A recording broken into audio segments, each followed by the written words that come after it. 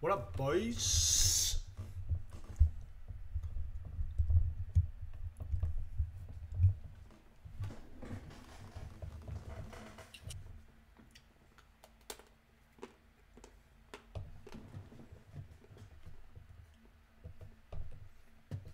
Nathan in the house?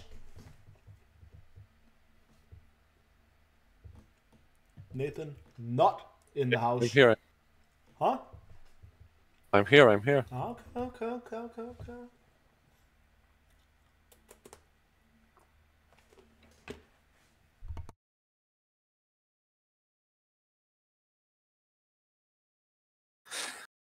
Let's wait for some more people. I think there's no way only 7 of our DJs want to be a part of this. I don't know. We kind of made the announcement a little late, so maybe people will join a little later or show up for the replay.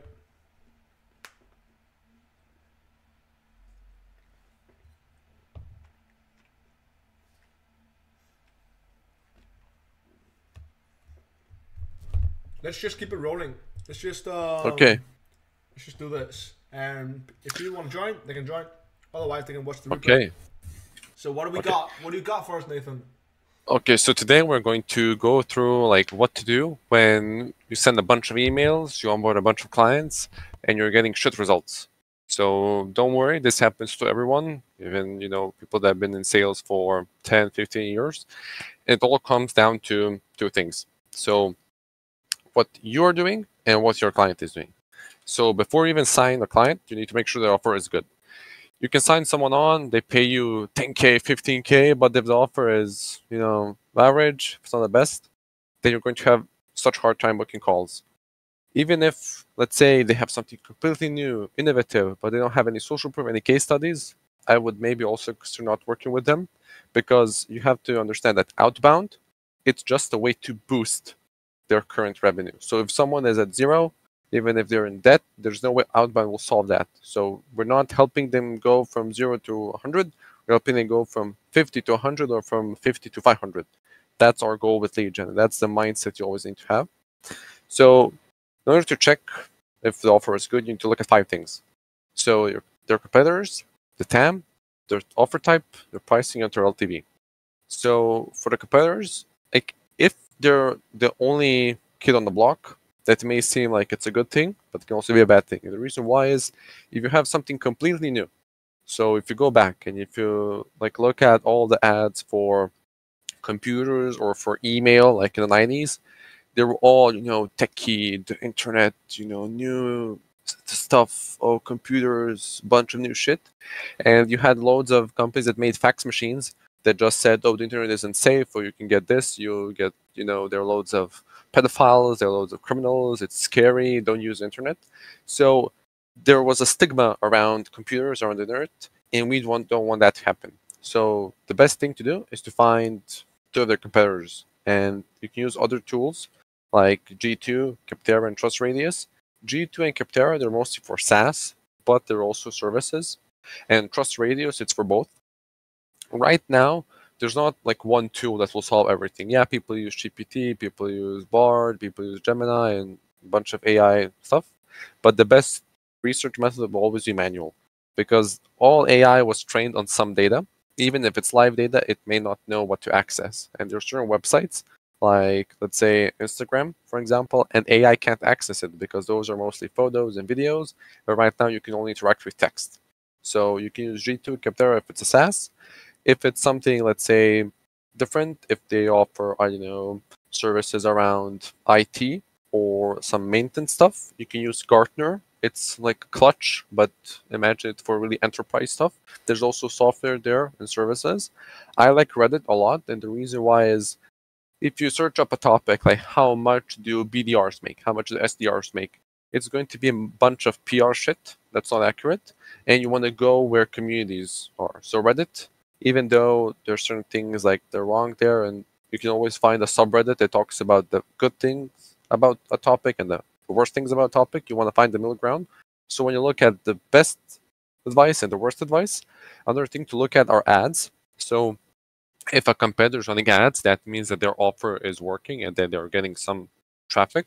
You can also look at, Google Ads, but Meta is, I think, the best platform, like the best optimization, everything. And it's also like running towards people that have that interest. On Google, it's most, keywords. So the company that knows how to use like what keywords to look at and how to optimize their ads for them may like seem like, oh, they're not competitors, but there are 5 other ones that are on Meta. So start off with Meta, go into Google Ads, and then you can also look at LinkedIn ads. But still, like LinkedIn's ad library, it's not really like it doesn't exist. You have to look at each company and see if they're running ads. But stick to these, 9, and you won't have a problem. So the TAM, you want to make sure that there are at least 10,000 leads, and 10,000, that means like clean, verified, like 100% a part of their ICP. So it's not 10,000 leads in Apollo. It's not 10,000 leads in any mail finder and ListKit, any software. It's 10,000 leads that will be interested in their offer, and then their offer type. So a lot of people get this wrong. So ROI based, I consider those must-haves. So why is it a must-have? Because it's really simple to understand. You pay us $5, we'll make you back $50. So that's easy to visualize, easy to sell. You also have non-ROI based offers, and those are nice to have. So nice to haves can be a video editing tool, it can be an audio management tool, it can be a file management tool, it can be a maintenance tool, and sometimes those are harder to sell. And the reason why is because they're nice to have. So it's not going to make or break a company, if they don't make an ROI on that. But sometimes if you're, let's say, selling coaching, or if you're selling consulting, there isn't really a way to make it an ROI based deal, because we worked with Nike. Okay, so if you don't describe what you did for them, if you don't describe that transformation, then that's going to be hard to sell. Even if those are the top 100 companies in the world, Fortune 100, Fortune 500, unless you explain what you specifically did for them, it's always going to be nice to have. And the goal is to turn a non-ROI based offer into ROI based one. Sometimes that's not possible, so you need to make sure. I would honestly, if you're just starting out, look at ROI-based offers at first, because those will be way easier to write copy for. And also, there's a lot of variables you can test. You can just look at KPIs and keep testing that. So, are they scared about their churn? Are they scared about lost revenue? Are they scared about their click-through rate? So those are all KPIs you can mention and play off of. But if it's a non-ROI-based deals, then it's not that easy to understand, and sometimes also impossible to sell. So like cybersecurity, for example, I think that's right now one of the hardest niches, because there's so much competition, and getting like the right thing to mention, unless it's like intent data, if you don't look at that. So if they're not hiring for a IT manager or someone that will manage their IT stack, it's really hard to sell them something, because you have loads of people that will just shill stuff online and try to get referrals. But I would stay away from non-ROI based deals, offers at the start. Pricing, so you want to sell something that's around $2,000. So if your client is selling something for 500 or 1,000, then I wouldn't work with them, because I think that's too low. Even if you look at like the way you're going to price them, if someone is selling something for $2,000, you can of course tell them, hey, I'll book you calls for $200 a pop, which is okay. But if they're selling something for $500, and if you do the same formula, then that's $50 per booked call. And even if you have a huge TAM, it doesn't make sense to work with them, because there are loads of other companies that have higher, costs, and they make a higher profit. Because if someone sells something for 10K, I can bet 100 euros or one sold that they make a bigger margin. The more expensive the product, the bigger the margin. That's how products and services online work. It's not like you're selling a physical thing. Like if you look at, for example, cars, you can either be a Dacia that costs 20,000 euros, for example, and make 200 euros on it, or you can be a Rolls Royce that sells for 500,000 and make like 260, 270K on it. And those are realistic margins. You can look them up. So when you're onboarding a client, you want to make sure that that experience is fast and smooth, because if your onboarding is slow, you're going to be sad. But the reason why is you also have to remember that there's a 2-week period in which nothing is being done unless you have generic domains. So in order to make sure that those 2 weeks flow smoothly, you can either give regular updates, which I wouldn't do because you can't just tell them, hey, I wrote 2 campaigns a day, hey, I wrote 5 campaigns a day. They don't care about that. What they care about is getting the calls, and what you can do at that point is go over their landing page, you can go over their LinkedIn content, you can go over their Twitter content. So all of their online presence and see, is there something they can optimize? So if they're running ads, if you know anything about ads, even if you don't have access to their ads manager, there's maybe something you can improve. If they're, let's say, doing some influencer marketing, or if they're collaborating with creators, is there something else you can do? Are they using a lot of hashtags? For example, a lot of companies, a lot of people on LinkedIn still use like 20 hashtags, and that doesn't work. That will lower your reach. They don't understand that on LinkedIn, the less hashtags you use, the better, because it's not like Instagram. You put 20 of those, and you hope you get, more likes or more comments. Every company has an employee that is not doing their job correctly, and that's fact. So to learn how to onboard fast, go and look at the previous masterclass I did. There are loads of zaps there on how to do it, but essentially there are like 2 stages. You getting all the info you need. So what's their ICP? Who do they want to target right now? Who are their previous customers? What are their case studies? What's the social proof? What do they want to do now? Is there a strategy they want to implement, but they don't know how to implement it? Is there, let's say, an employee that has done the cold outreach before, but they weren't able to get them any results? So you have to know what stage they're in order to ask the right questions. The generic ones will always be, ICP, offer, and all of that. But you also want to make sure that during that onboarding phase, you learn about the way they think, how they approach sales, and also sometimes maybe their whole sales process is bad and you have to also fix that. So think like those 2 weeks as your first time at that company, and you're finding ways you can improve it. Small improvements still work. Hey, you can use this tool to schedule posts. Nice. So you save them some time. So you want to be as valuable as possible during those 2 weeks, and then after those 2 weeks, you just focus on delivering your service, which is either cold email or cold email plus LinkedIn content, all of that. So after onboarding is finished, you start writing the copy. Copy is the most important thing of any lead generation company, any prospecting business, anything in sales, because that's the first thing people will see. Of course, having a good landing page is important, having a VSL, but I would always focus on the copy first. If you can't get a no from an email, then you're doing something wrong. Even like a F off, go to hell, that still is a reply. So I like to test 3 different campaigns at once. And the reason why is because you want to use a number like either 3 or 5, not more than that, because you can get lost. And the reason why is a lot of people, they just write out 10 different campaigns and run them instantly. That's not the ideal strategy. What you want to do is you want to see, okay, this campaign didn't work because of this reason. Every email got a no because of a specific reason. It can either be that it wasn't segmented enough, it can either be that they already have this in-house, it can either be that the offer wasn't good, the angle wasn't good, maybe the setting time was wrong. So I want to make sure that 3 campaigns are always being ran, minimum. You can do more, of course, but minimum is 3, because something that's working today may not work tomorrow, and vice versa. Maybe you discover a new strategy and it's going really, really well, but in, let's say, 2 days, you burn through the time and you don't know what to do. So you need to always be dynamic and be resourceful with your leads, because you don't want to burn your time in 2 days. So every campaign you write needs to be completely different. So what most people do is they just put in a quick question and they write the copy. And that's a bad way of doing it. You want to make sure that every possible campaign, every possible step in these 3 campaigns is different. So you can use a soft CTA and a hard CTA. So it can be might have some more info. It can be worth a quick chat. It can be a video CTA. For the subject lines, you would go and test, is having more variables better? So is question for first name better than suggestion for company name? Or you can also just do suggestion for you. So you need to test everything. And the main 2 parts are always going to be the angle and the ICP. Everything else, yeah, it's important.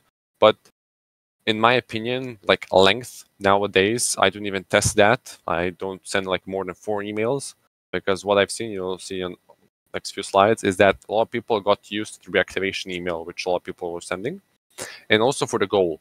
So you can have a campaign that's strictly for a call. So hard CTAs and direct pitches. Or you can have a campaign that's, starting a casual conversation and trying to get them to either book the sales call right away. This also depends on your client. If they have, let's say, a discovery call and a sales call, or if they just have a sales call. It all depends. Some bigger companies, they just don't want to do one call, they don't want to do a discovery call. So always want to know what's the main objection. And even if your client tells you, hey, we do it like this, always test. So like putting in 300, 400 leads and just to test like one angle or one goal, so it can be, directly booking them in, that's fine. Your clients are not going to be mad that you changed something. So you need to keep testing and don't feel like, oh, I found the winning campaign. Like, no, you found something that works today, but tomorrow it may never work. So test fast. So, 3 steps. So you have the initial email and then 2 follow-ups. You can also do initial email and 3 follow-ups, but anything longer than that, I think it's just not effective. And like I said, the reactivation email, what I mean by that is like having, the 90-day, the 45-day email, which is like, are you still interested or are you still open to learning more about X? I don't like those because you'll see right now, like if you're sending a lot of volume, you'll see that a lot of people actually started like saying no, F off on the initial email, but it used to be like the second follow-up or even, the third email. Because now people are getting emailed a lot more. Q1, there are loads of companies that are just starting out. They're coming out of stealth mode, especially startups. And now volume is pretty big. In Q2, it will die down a bit for sure. And then, Q3, I would honestly, prepare yourself for summer 2024 because the whole landscape will change right now. Like it's all AI, it's all of that. Like in the world right now, everything's fine, but there are like some tensions around and there's a possibility that something may go south. So make sure that you're ready for everything. It's not doomsday, but be prepared. So like I said, the angle and the ICP, that's the most important thing. In my opinion, it's mainly the ICP. So a lot of people will say, go and change your angle, say LTV or say CLTV or use a different KPI. But what you usually see is that if the email was written nicely, so if the angle was good, even if you contact someone that's a completely different role, so imagine I contact the CMO and I want to sell him marketing software.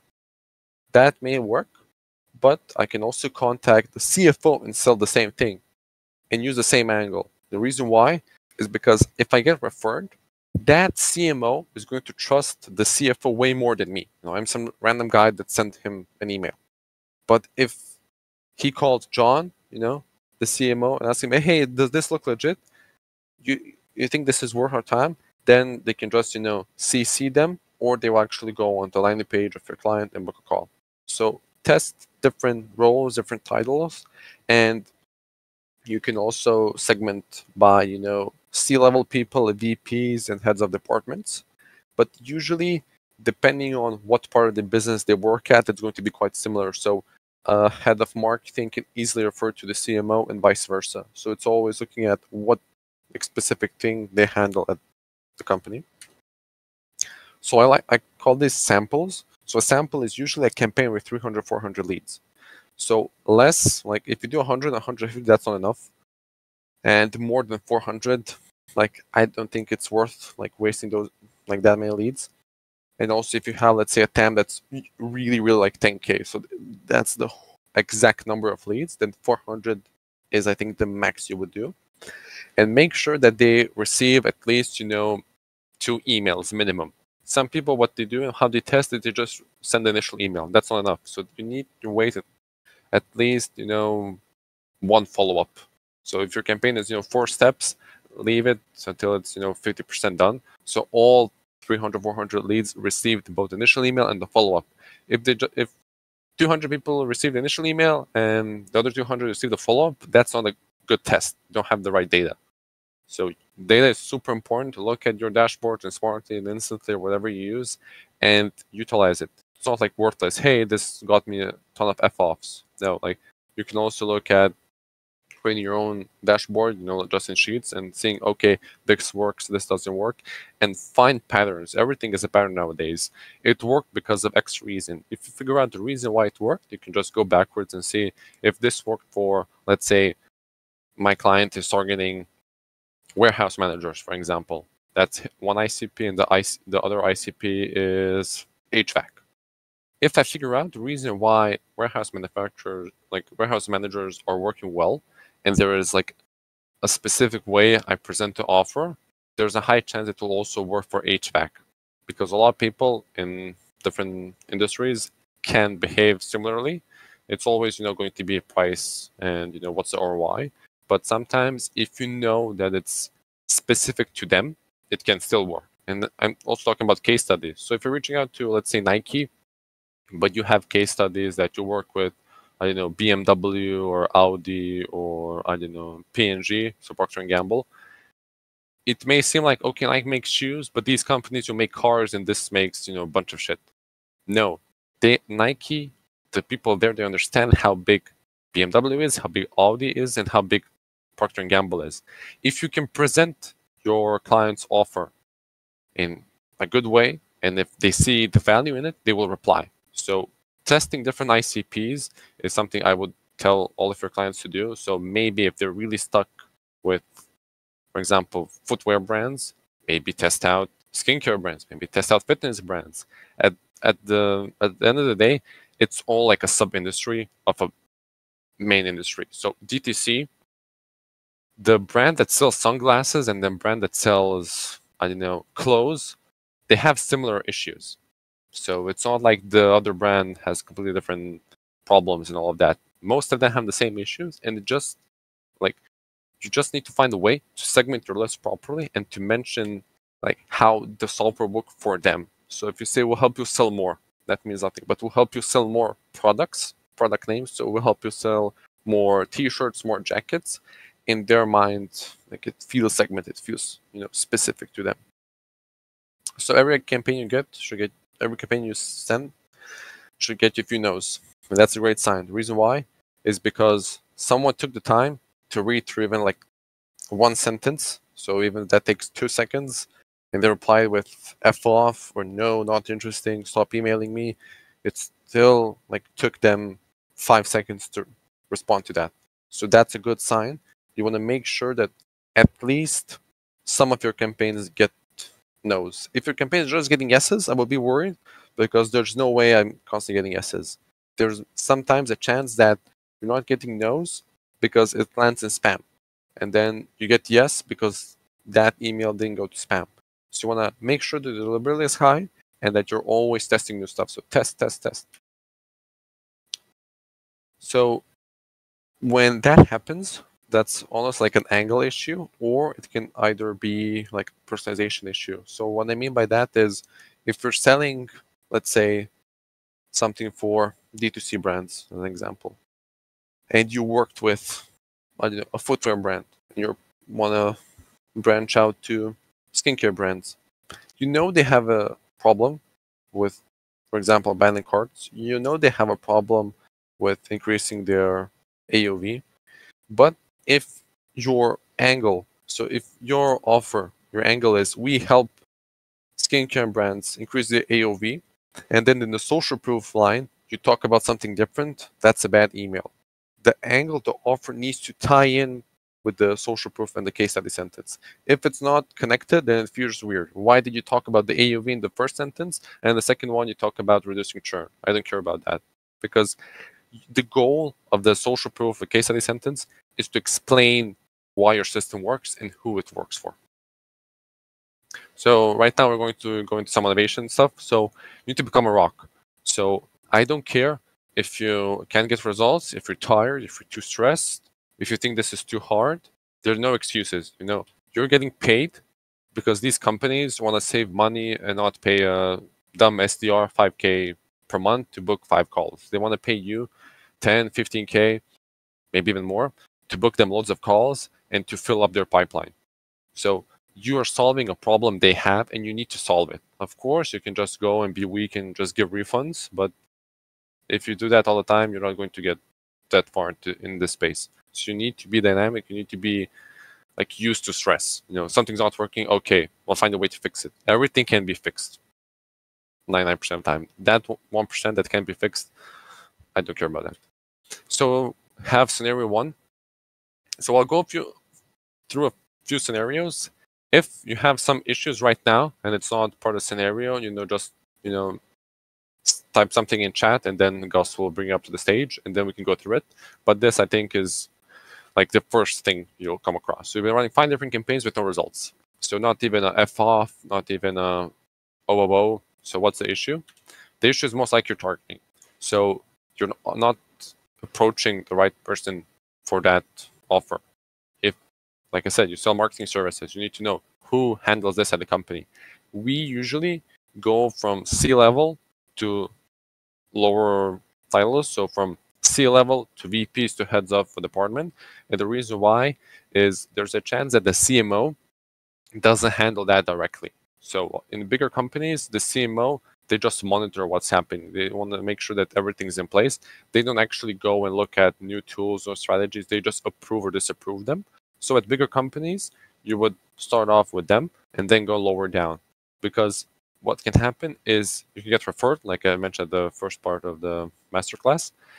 And then if they see, yeah, I also received an email from this guy, then there's going to be a way higher chance of them actually booking a call with you because they see, okay, this guy emailed the VP and the CMO. So he's serious about, helping us.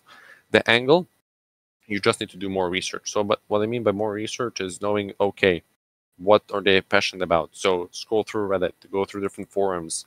I wouldn't use AI for this because, like I said, it's trained on data that's, some data is just not scrapable by them. So like the way GPT was trained is they just, put in the whole World Wide Web into it. But some websites, it didn't work. And also there are different forums in different languages. So maybe there's a forum in German or in, I don't know, even Chinese, honestly, that you can go, use Google Translate and see what issues they are having. Because a lot of people, like in specific industries like manufacturing, if the bulk of manufacturing is done in China, you can go into Chinese forum and see what issues these manufacturers are having. And that issue is maybe also causing problems for manufacturers in the UK, in the US, and Canada. So it doesn't matter, but you want to make yourself different. So a lot of people, they just go onto Reddit. That's one source. But maybe you have a competitor. So you go onto a Chinese forum, you go and read some studies, like you have a lot of like academic research you can go through and using AI you can sum it up.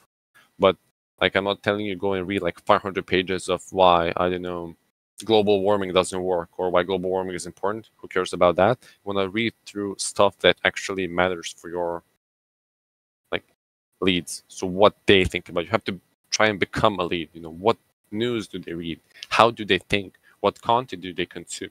Go backwards. So the case studies, that's just your presentation. So that's case studies and social proof. So the way you present it. If it's not impactful enough, for example. So let's say you work with Nike and you say, we help them save 50% on manufacturing costs. Does that, spark anything? No, because I don't know how much money they saved. Did they save $1 million or $1 billion? So you need to visualize all your case studies. So they went from X to Y. They went from doing X to doing Y without Z, or they went from doing X to Y with Z. That's your case study. So you explain to them what specifically you helped them do and what were the results. If you can't talk about them, so maybe your client signed an NDA or something like that, you can say Fortune 100 company, Fortune 500 company, a company in X industry. So a company that sells shoes, a company, you can also like do locations. So another US footwear brand or US Fortune 100 company. So something like that. You need to mention what you did. And the offer, that's like the most like underrated thing is when you approach a client, they'll be like, we do this. And that's fine. But maybe they're missing one piece of the puzzle, which is, for example, we help manufacturers do X. At scale, that won't work. The reason why is because there has to be a company like that that's way more successful, that has more customers, that has a bigger budget, that will run ads. and that has been along for longer. So what you can do is find a specific segment of the market and just focus on them. So we help US manufacturers. So that one thing already made us different in that other company because we're specific to US. So you may think, okay, that's not a big change, but it is. Because in the email, if you mentioned you only work with them, that provides that sense of exclusivity and knowing that you're unique. So the second scenario is you've been running one campaign and it's not performing well. So let's say you write out a really good campaign, it's booking a lot of calls, and then either you run out of leads or just tanks. So what you need to do is look at all the leads that reply to you. So positively. So who booked a call? Okay, you find a commonality between them. So let's say you're reaching out to different companies, so manufacturers, and only the ones that have 250 employees replied. Okay, so now you know that that size of company is the best.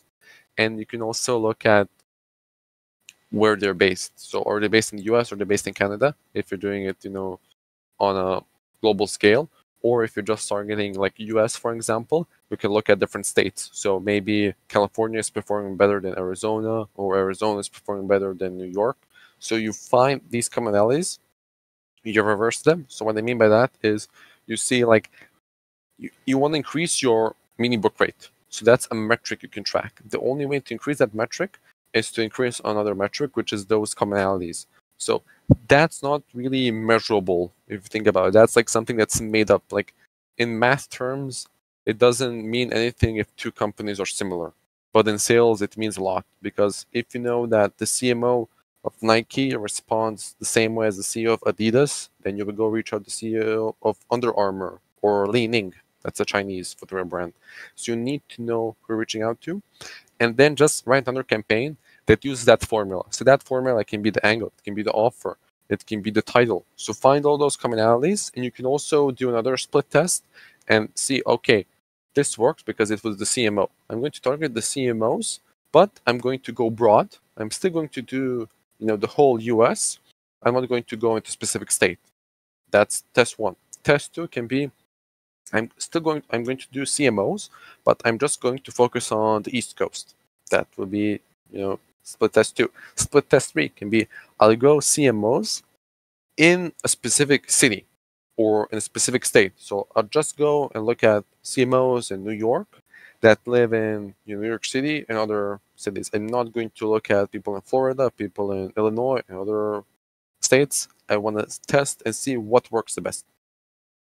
So scenario 3, and I think this is the most common one, is you ram through your TAM and you can get any new leads. So you've done everything. You tried Apollo, you tried Email Finder, you tried Seamless, you verified all of them. You spend a shit ton on Scrubby. So what you need to do is you need to look at those companies and target a different role. So if you have burned through the whole TAM, so like everyone there has to be some job title you haven't reached out to. So maybe like a manager, or maybe someone that's just a regular employee. That's fine. You can still email them, but the goal of that email will be to get referred. So we're switching from getting a call, or trying to get a call, or trying to start a conversation, to trying to get in contact with someone. So just trying to get referred. And in the actual email, you can mention that you contacted them. Hey, John, I sent an email, or I already contacted Jackie, and they will know who it is. You can also use like both the first name and last name. I already contacted Jackie Smith, or also already contacted Jackie, your CMO, or Jackie, the CMO of company X. And make sure to use a different inbox, because if you keep using the same inbox, what can happen is that they will see, okay, this guy is annoying. So if you're using your inbox with just like first name, so jack@companyname.com, for these campaigns, use your first name, last name. So Jack Daniels, the drink. So Jack Daniels at company.com, and it will be different. They won't see that it's the same thing. And also make sure to change the subject line. Like the rest of the copy, like it can be the same, but the subject line, the first line need to be different. So we had the fourth scenario where you did like the third one. So you ran through the TAM, you contacted everyone. So there's not a VP, a head of a department, or regular employee you contacted. the thing you have to do is you have to cold call. So that's the only thing you can do. So yeah, you burn through email. Maybe they don't reply to emails. Maybe you weren't able to present the offer as well in email. Maybe you were testing the wrong things. You have a new idea, but you can't test it because you ran through the TAM. Start cold calling, start doing LinkedIn outreach, get some, avatars on Leah, or honestly, you can use your own one and just position yourself as a partner at your client's company. But the best thing to do is, approach your client and ask them, hey, is there a way to change something? Can we change the ICP? Can we change the offer? Can we change the landing page a bit? That's the only way to go past your TAM. If, let's say, like I said, if you contact everyone, you did all the cold call, did all the LinkedIn outreach, and they still haven't replied, maybe it's not the right time. So maybe the market, so your TAM, everyone in between your TAM and other stuff and other companies, maybe don't have a need for your client software, your service right now. The only thing you can do is change the ICP. Maybe there is someone that needs it, or if you don't read that right now, maybe you can run a campaign to like a event or a webinar or like a wait list, just to like get their email and to maybe send them newsletter, like add them to a newsletter and nurture them that way. Some sales processes are longer, that's fine, but you need to get results for your clients. So let's say you contacted everyone and there's nothing you can do. So like I said, you have to go to your client and tell them, like, is there something else we can do? So let's say they don't want to change the ICP. What you can do is you can look at their landing page. Maybe there is something that they are missing. So maybe it's a VSL, maybe it's testimonials, maybe it's video testimonials, maybe they don't have enough content. So also maybe their web page doesn't load fast enough. Maybe it's not getting indexed by search engines. Loads of stuff, like a lot of startups still have all of stuff broken. And also you need to look at their LinkedIn profiles. So if you're reaching out as the CEO or as the founder, a lot of people will go and look at your client's LinkedIn profile first, then the landing page. They want to see, okay, is this guy legit? And if it's completely blank, if it doesn't have any content posted, if the banner is awful, if the bio is seems like it was written by AI, of course they're not going to check you out, because they'll feel like, okay, this is like another AI guy, like AI avatar that's contacting me. Plus, if they can see that if they have a connection with you, so if you're a secondary connection to them, if they have 5 or 6 people they know personally and you also know them as well, then your reply rate will be higher, positive reply rate will be higher, meeting book rate, because it'll be like, okay, if my 5 other friends like are in contact with this guy and he's offering something that maybe they were interested, why shouldn't I try it out? So it doesn't cost anything to book a call. Like, it's 10 or 15 minutes, everyone has that. So if this happens and your client doesn't want to do that, so let's say they don't want to modify the offer, they want to change their LinkedIn profiles, they don't want to do anything, then like you have to tell them that that's the only fix. So if they don't want to do that, then you can offboard them, which like sometimes maybe is the best thing to do if you're wasting months. So you waste 3 or 4 months of your time on that, and you tried everything. So the TAM was 50, 60K. You tried everything. Tried LinkedIn, you tried cold calling, and it simply doesn't work. You have to onboard them, like offboard them right now. Like, don't wait for the right time. Don't wait for something to happen, because it won't. Like, if you spend 3 months, you tried everything, then maybe cold outreach doesn't work for that type of business if it's a new thing, or maybe they just don't have everything dialed in. It can be an external factor. Like I said, the market it doesn't want the stuff they need, even if they're competitors. Maybe it's like the most innovative companies, unless like they get tons of VC money, like you would never heard about them. There are tons of companies that get acquired by Google and Apple just for patents, and you never learn about them. Like Shazam was one example, but that was quite popular. So companies get acquired just because of ideas, because of concepts, and they can also go bankrupt because of that. So you need to know, like, what does this market look like? Is there potential for this company to take a portion of it, or there isn't? Sometimes you'll be wrong, which is fine. Offboard, you're still going to be in good terms with that person. Maybe down the road, in a year, 2 years, they change up their offer, they get some funding, and they're like running ads and all of that. So maybe there's a chance that they'll be a Go client in future, but for right now, we'll just offboard them. And if you want to get more advanced sauce, other really cool stuff, make sure to join the 101, and you'll be able to scale faster, easier, and print more. Nice. Nathan, about that, about the fixes. When do you think is the time to start recycling leads? So I would usually recycle after 3 months. So I think like 1 month or 2 months isn't like long enough. Like, yeah, people forget what they ate yesterday, but still like wait at least 3 months. Some people do 6 months. I think that's way too long. So go wait 3 months and use a different inbox. Primarily, like maybe use a completely different name. So if you reach out as a founder, now you can just get one inbox for the recycled leads or a couple of them, and just reach out as maybe the CMO or the CFO or a VP, and that way it will look way more natural and genuine. And would you then do a completely different angle, or would you try and just do the same angle? Let's say the angle is actually working on somebody else. Is it important to actually do a completely different angle if you've already reached out to that specific person? Yeah, yeah. You can use the different angle, or you can actually leave the same angle, but just offer like something valuable. So you can use the same angle, but end the call and like the email with like CTA to receive a loom or to receive a doc, because there is a possibility that there's no other angle you can use. So Okay. if you can use under one, but if there isn't anything you can use, like if you already ran through everything and this is your last thing you can test, I would use the same one, but offer them some value. So it can either be like the doc, it can be a loom, or if that's not possible, like if it's a SaaS where like there's nothing you can offer them, you can use like AI to give them ideas on how they would use the tool. So you can get their LinkedIn company description or get their website info, like website text, and using AI, using a specific prompt, you can get it to write out the ways they can use their client software or their service or whatever. Awesome.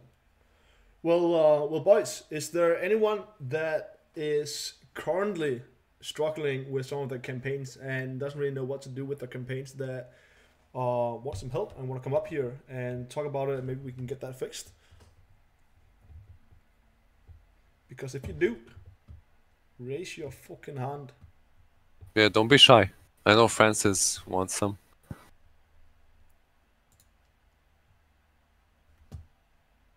Yo, Yeah. Salam.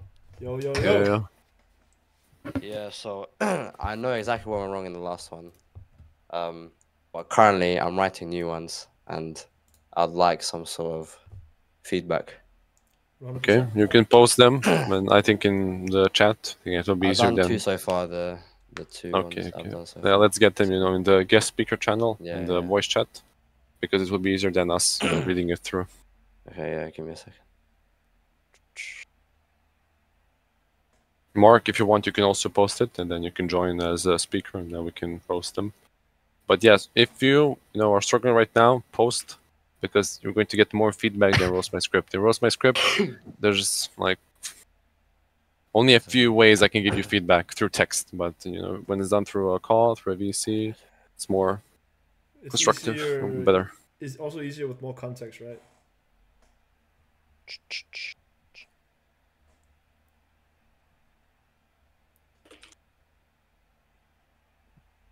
Okay. One.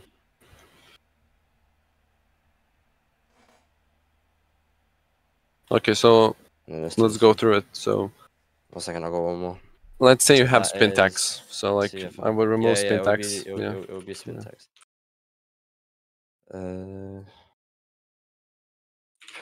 Nice. Okay, let's start for the first one. So you have a nice intro. So hey, they're like, let's imagine that's spin tax. So personalized. What's personalized here? What are you like using to get AI to Yeah, write the so first line? what, Is in their website? Is in their LinkedIn profile? The LinkedIn company page? No, it's basically currently I'm doing their location, and because I'm sending it kind of like in the morning, it says something about like, so say like, oh, hope I didn't catch you during your jog through X park or something like that. Yeah, I wouldn't do that. Like, would you even know if they're jogging? Nah, but sometimes they reply like, nah, I hit the gym, bro, but you caught my attention. Yeah, but like at scale, some like you can test this out. Like I said, I don't usually do it, but I I know usually it's like shit, to. but yeah.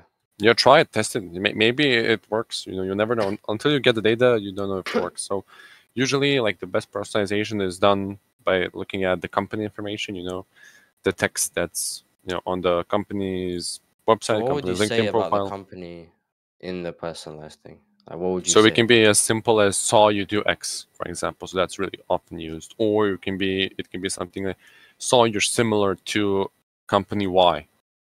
That's really cool. So it can like you can do it differently. You can also look at the company location and be like, saw you're based in X, or notice you're based in X.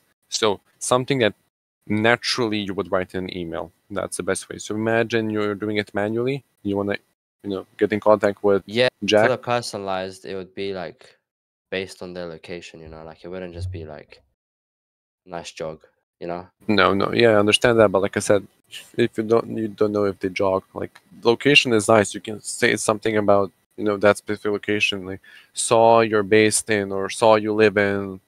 I know London is the London High School, as they say, for example. That was something I talked about like 2 or 3 months ago. It can be something like, hey, Jack, didn't know the Big Ben stopped working in like what year, 2018, 2019. So it can be something like you saying, like, it's like a variable around your location in your thoughts. So that's the way you can look at it. So your thoughts, which is like didn't know this, didn't know X, or it's nice to see like eco-friendly brands, for example. It's nice to see eco-friendly brands based in Vienna. So it can be something like that. So usually you focus on the companies and then you spin like the first line. Yeah, it's important, but it won't make or break campaigns. Like you can also just open up with how quickly do you roll out updates. It can be like that. Hey Jack, how quickly do you roll out updates? That can also work. So like personalized lines aren't like required. You can think about it like that. So I don't like this structure, asking because we've just helped. Like if you're already opening up with a question, you can just say, how quickly do you roll out updates? So your personalized line and the second line, that can be one line. So you're talking about the jogging, you can just say dash, how quickly do you roll out updates? So this can maybe work if you're talking about jogging, running, and then trying to tie that with how quickly do you roll out updates.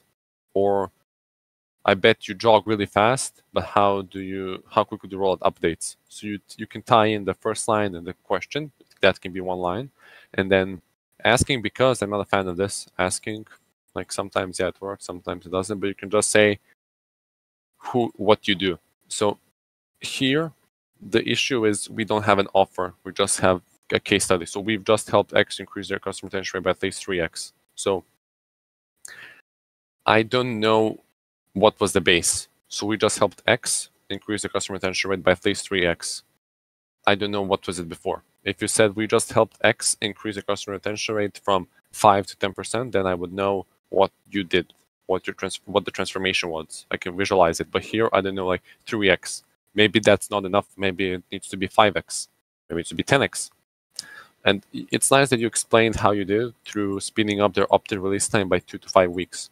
So also here, 2 to 5, that's a big range. If it was 3 to 5, 4 to 5, 4 to 6, that's okay. But 2 to 5, it's like 2 weeks or 2 months and 1 more week, like almost. Like what you want to do is you want to make that range a bit smaller, or you can just say you can spin this, 2, 3, 4, 5 weeks and spin that.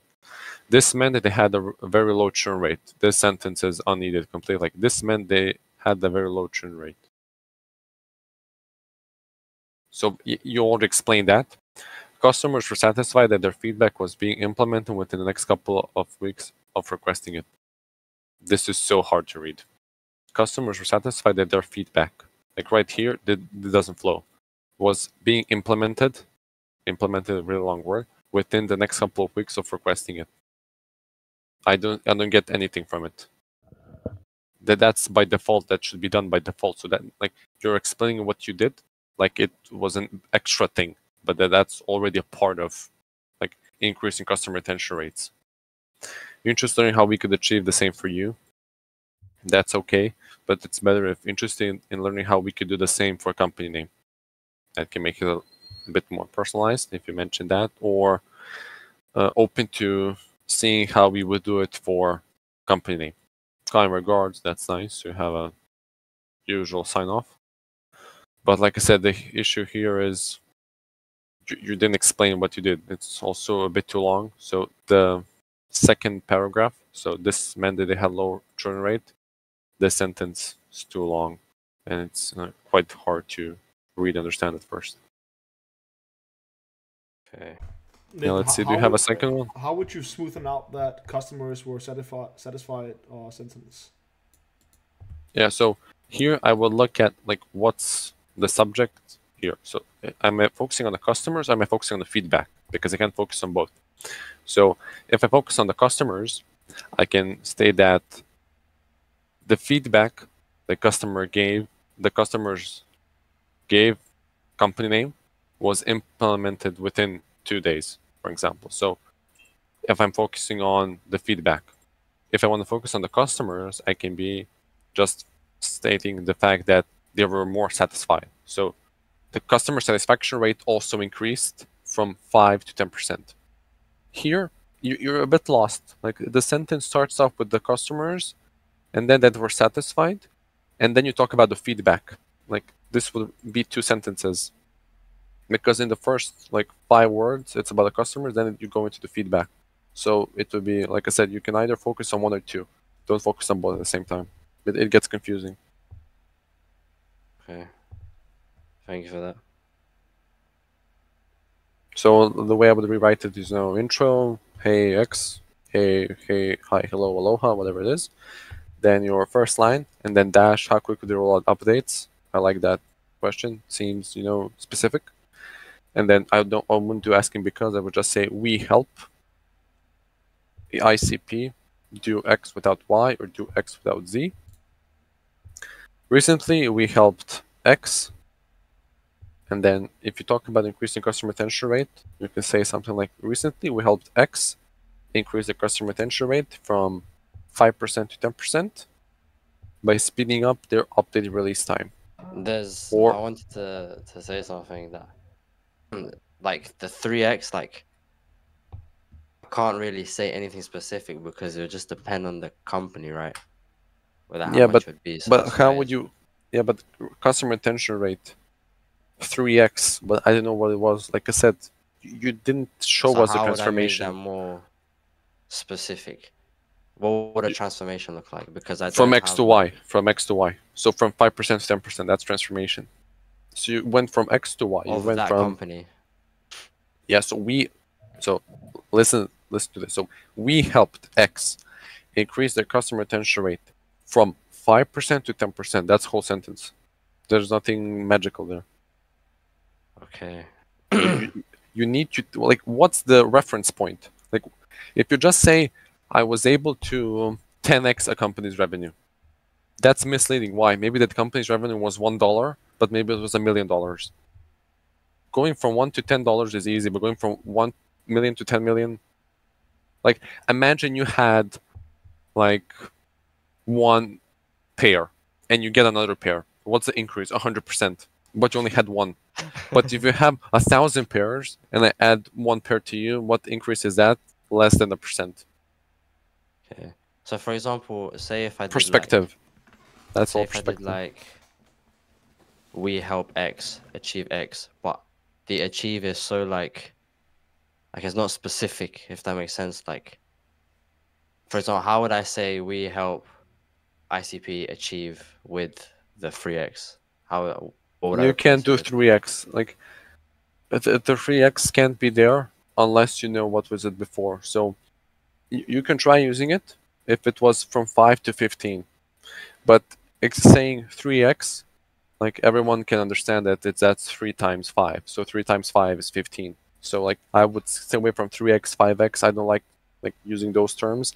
I'll rather use, either revenue or percentages, but with the transformation. So we helped X increase the customer retention rate from 5 to 10%. That's way better than we helped X increase the customer retention rate by at least 3x. Like, how do you not know what was the increase? Like, how can you say by at least 3x?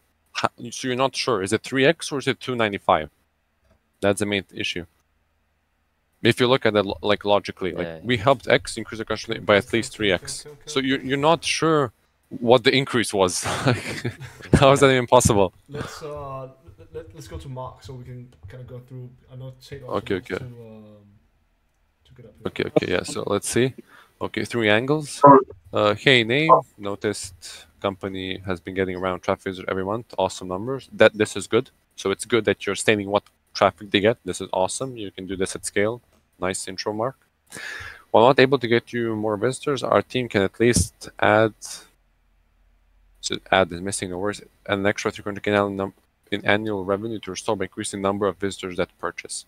So here, the issue here is that you have to know what like estimated revenue they're doing. So based on their traffic, if you look at 3% conversion rate or 2.5, you can know, okay, are they doing 200K or are they doing a million?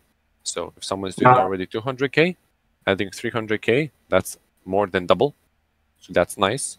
But if they're already doing a million, maybe that 300K isn't good enough. So you can test this. So I'd be targeting stores that are doing above 50K a month. I don't know if store leads is very accurate about that. No, that's estimated. I already talked to Tate about that. That's all garbage data. That's not accurate. Okay. Right.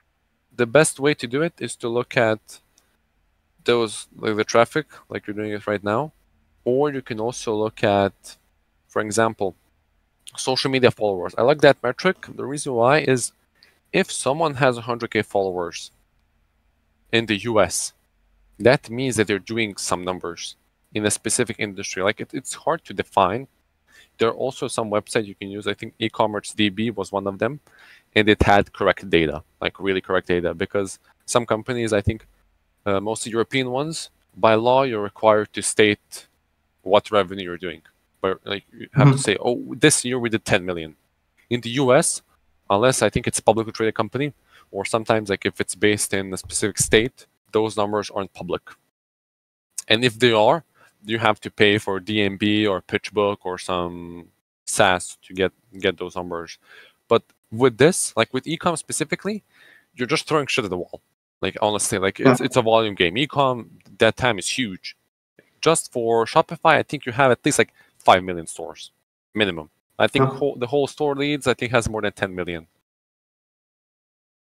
Or like 12.5, something like that. Loads of stores.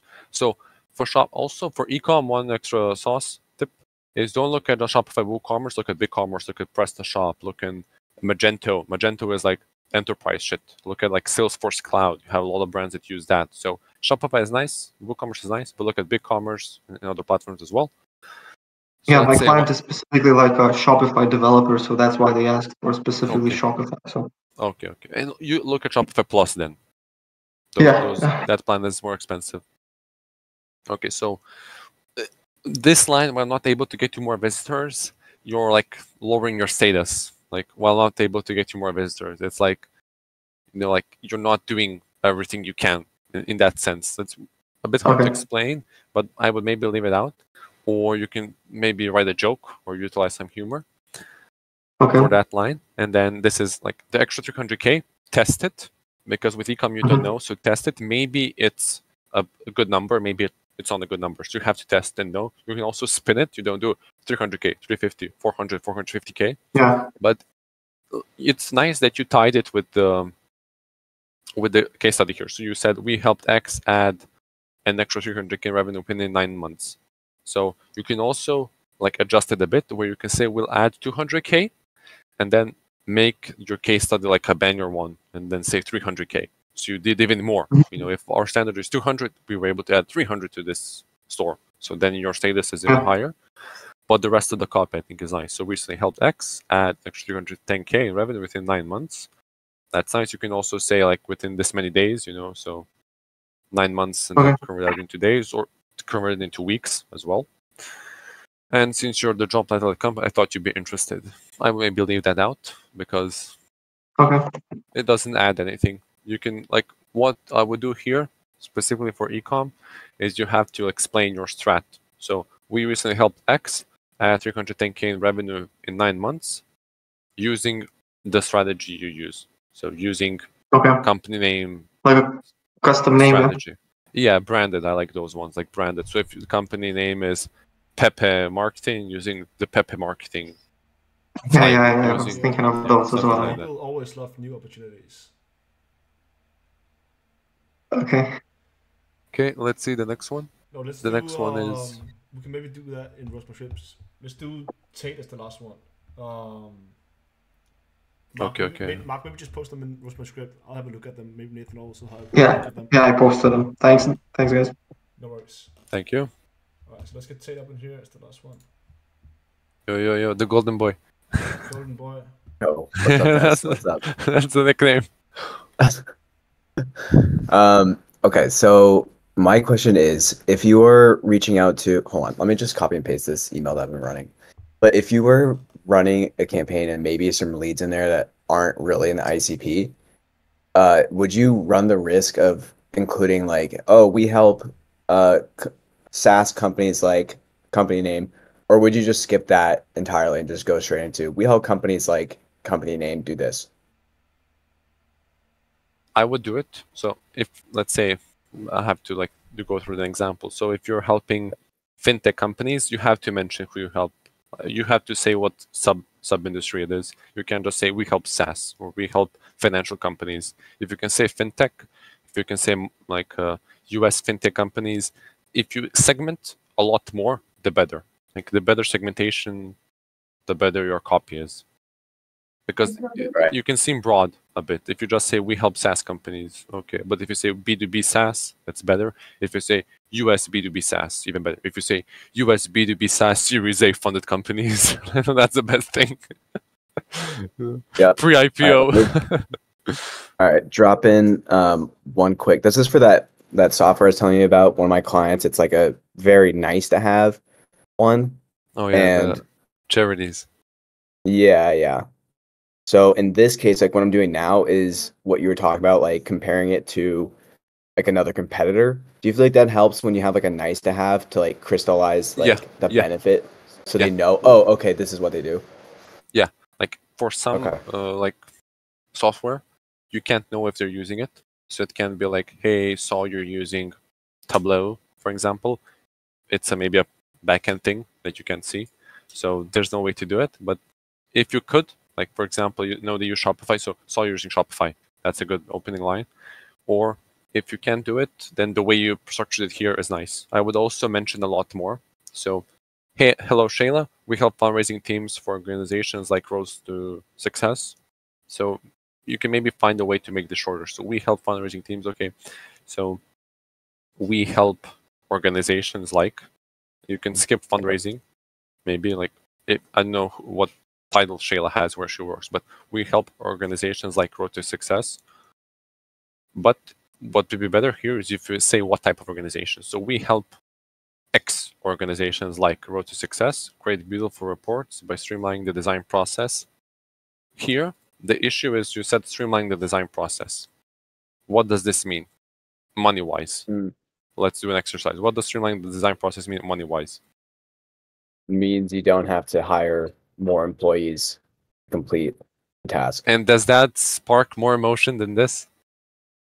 Yeah.